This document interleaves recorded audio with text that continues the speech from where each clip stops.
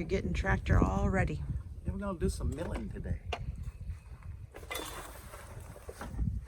And people might say, why do you need a tractor when you're milling? Well, to handle all the flitches and slabs and wood that we get out of the mill. Yeah, it really helps. Yeah, makes light work. Isn't that how they say, many hands make light work or something like that? Mm-hmm. Well, when you don't have many hands, hydraulics really helps. Okay, there's a spider here. Uh-oh. I don't know why spiders like it, but I think I see the web right there in the corner of the Yeah, camera he's thing. up there somewhere. So they're back.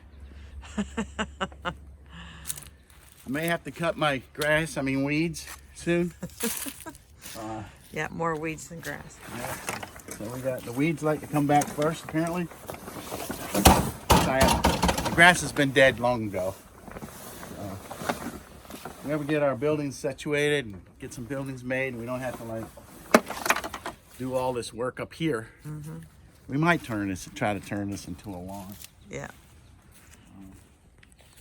I mean, trying to get ready to mill, we've had to uncover the mill, uncover the tractor,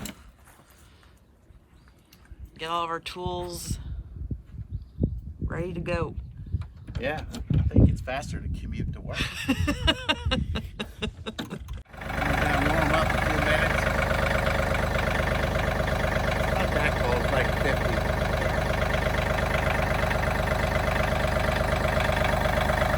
So anyway, we staged the tractor down in front of the mill, and we'll take all the flitches and stuff off the mill, put it on the grapple, and if it's firewood worthy, we'll haul it over to a firewood stack and cut up.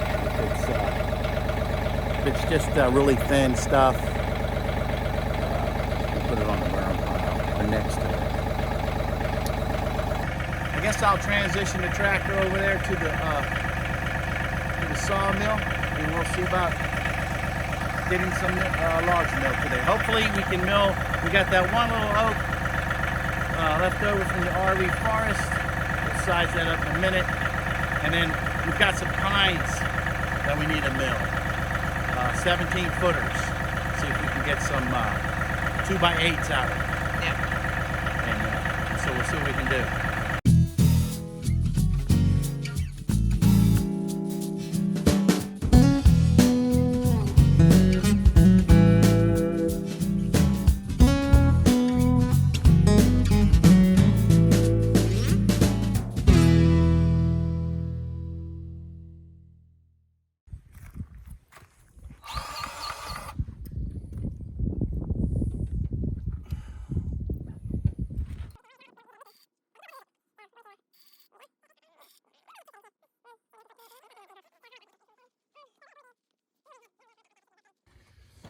This is handy, by the way, once you started getting all this equipment.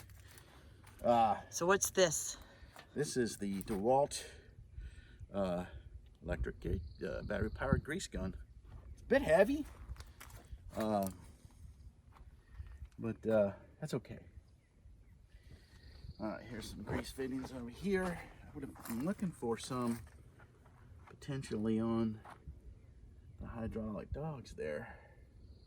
I might have to stand them up to see it. All right, so anyway, here's...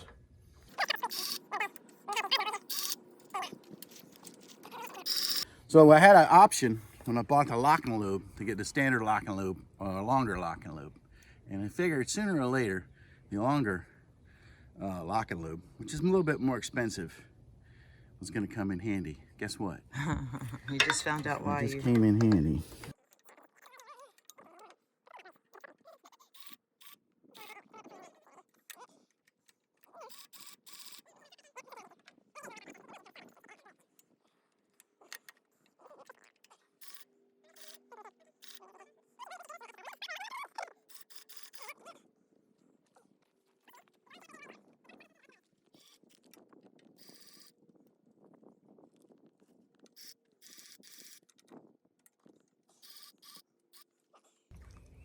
Soak it with Automatic transmission fluid here.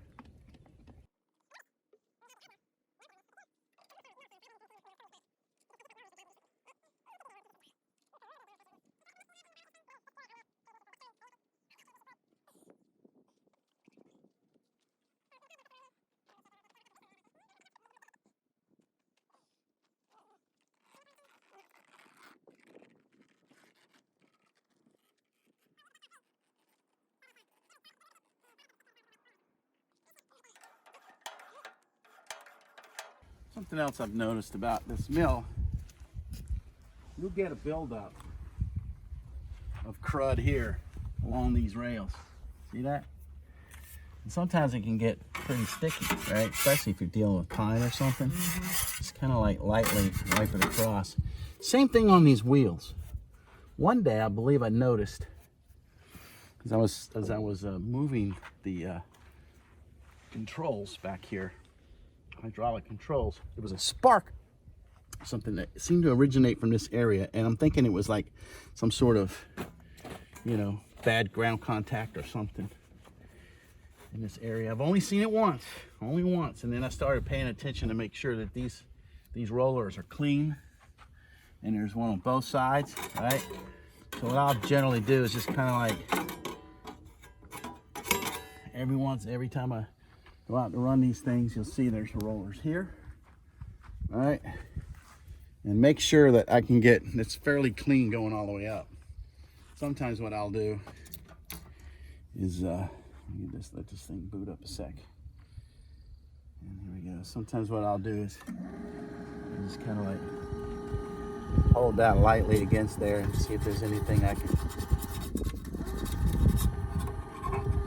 so lightly knock off. But you can see this crud here. So I like to make sure that that gets clean. And these wheels, this side over here, look pretty good. It's got a couple little areas on it that are a mess. And then there's a wheel here. All right. So I don't know, just a little bit of crud on it there. A little bit more there. These do look like they could get some corrosion on them or something over time, maybe pit. I don't know. I don't think we'll have to worry about that yet. But, and I'm sure there's some on the other side as well. In here.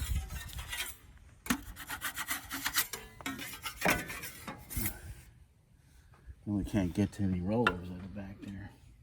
And there's definitely one right here. So anyway, that was the strangest thing. I know I saw the sparks come off of that. Yeah. It makes me a little leery to sit on the tongue. Yeah. Don't want that ground coming through me. Yeah. So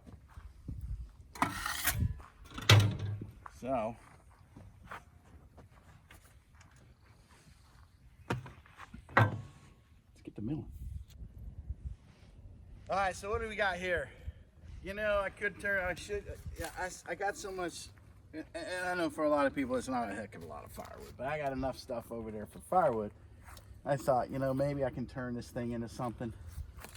Got some questionable looking stuff going on there that might go down into the board. It's going to reduce its yield. But what is this thing, about 10-12 inches? So 11 and a half at its widest there, maybe. You know, I don't know. Let's just call it 11 on that end. Should have the narrow end up here, but this is a fatter end. I got to trim this off anyway. But on this end, it's like 13. So once I trim off this mess here, it'll be reasonably straight. So should be good. Let's see what we got for length. Get a couple boards out of it. Hey, oak is oak, right? Yep. I'm sure. Like I said, so this is 8 foot 8 inches. Right in about that 8.5 foot range that I like to go for. 8.5 foot it seems reasonable to me, unless you have a special purpose for it. That you would mill stuff like this. You know, if you're just milling boards for future wood projects, I like to mill them at like 5/4, so they're a little thicker in case you get some cupping or whatever going on. You got some wood to plane down, and it gets to the size that this tractor can handle. It can handle generally roughly a 24-inch oak log at about 8 foot, 8.5 foot. So I know it can handle 18, 20-inch logs all day long. I can't remember about the 24 inches. But anyway, we'll drag them if we have to. But the scrapple can pick up most of the stuff that we're going to be dealing with this mill. So that's why we kind of cut them at 8.5 foot. It's easy, right?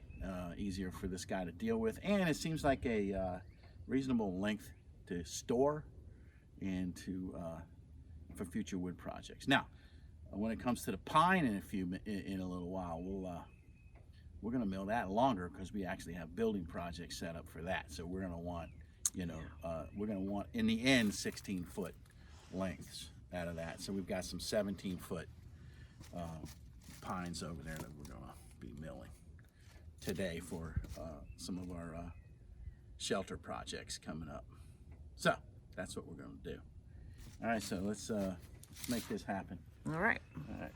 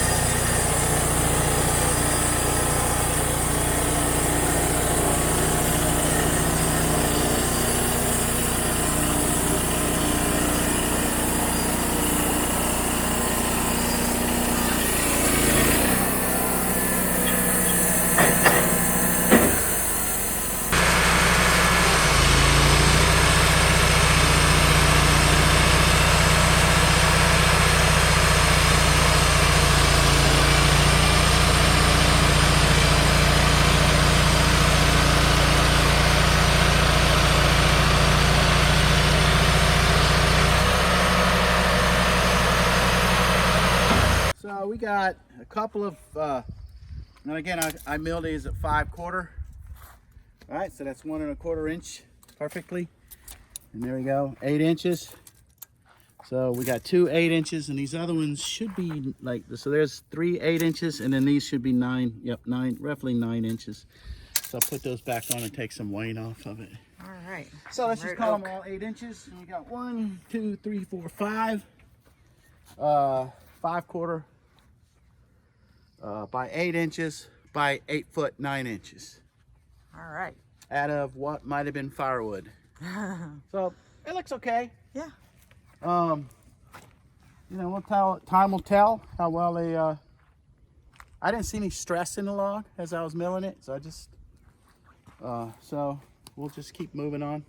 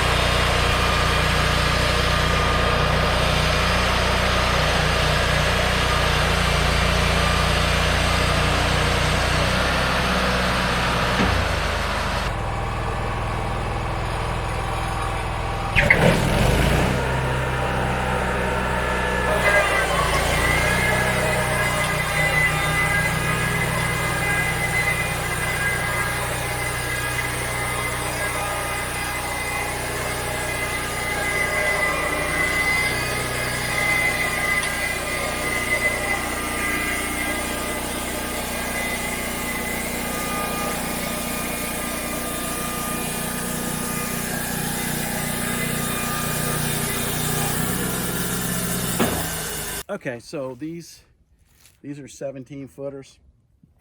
They are 2 by 6s, nominal, meaning 1.5 by 5.5. These are going to be the rafters for the sawmill shed. Cool. Since we're trying to get that roughly around 14 or 15 foot. So you said we're going to need how many more of these? Oh, I think we're going to need about total of 16 or 17, and so that means we're going to need 12 more. Well, we got a good start. It's a good start. I think we actually have a couple already over there. Good. All right. But just a couple. So we're going to start a new stack that includes all the rafters. Okay. And all the other 16-foot pieces we need for the sawmill shed. So so right over there we've got some 14-foot posts that we're going to use for the sawmill shed. Okay. And then we're starting to mill the rafters. And at some point, I got to get the 2x8 headers. These pines, these little scrappy pines that came from the top of those trees, yeah, you can not kind of get us see our them headers beyond the blue. Yeah, I mean this one was right around 11.5 or something like that, and we were doing really good. I mean, I could have almost had 7.25. Yeah. But hey, we got some. It was right at 7 by the time I got to it, and so a better sawyer might have got them 2x8s out of here. But I need rafters, lots of them anyway. More rafters I need actually than I do the header. So those things will be good. And so they're not perfectly clear, but not too bad. Not too bad. Hey. And so how many did we get? We got 4. Our homegrown. Yeah. You know, the way I look at it, they'll probably outlive me. At my age, you know, only got so many good years left. You know, it's like, so I have to leave it to my kids and grandkids to replace these things, I guess, at some point. You know, assuming they want to continue the tradition of slicing logs. Hope so. We'll get lucky if we get a couple of 2x6s out of there. 2x6s. Kind of small. Yeah. 2x6s is what we want.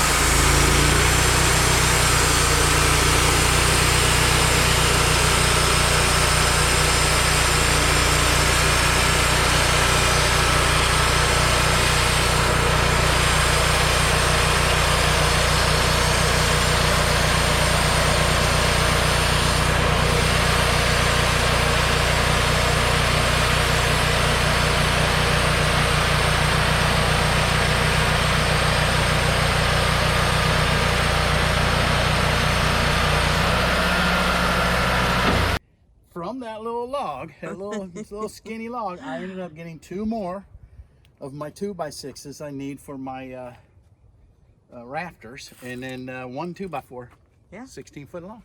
Every little bit counts, man. It Yeah. counts. Even the little logs. Yeah, so I mean, it's got a few knots on it. It's not super clear, but you know what? I think it's good enough for a rafter.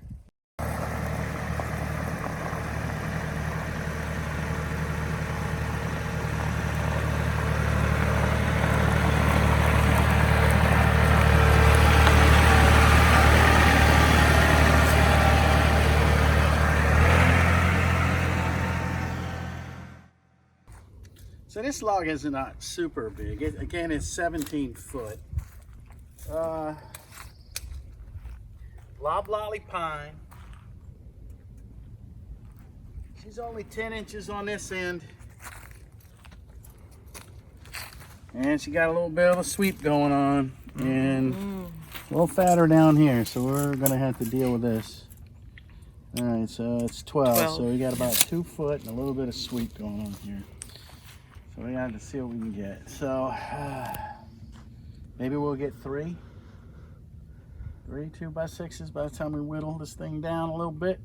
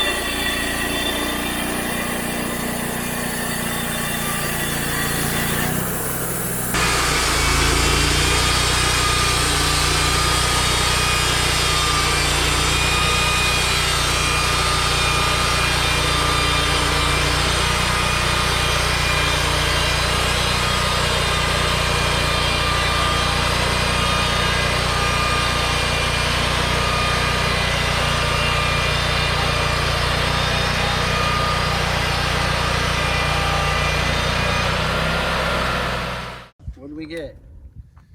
We got 17 footers, and they are 1, 2, 3, 4 2x6s and 2 2x4s. Nice. Nominal. All right, so we'll add these to the stack, clean up the mill, call it a day.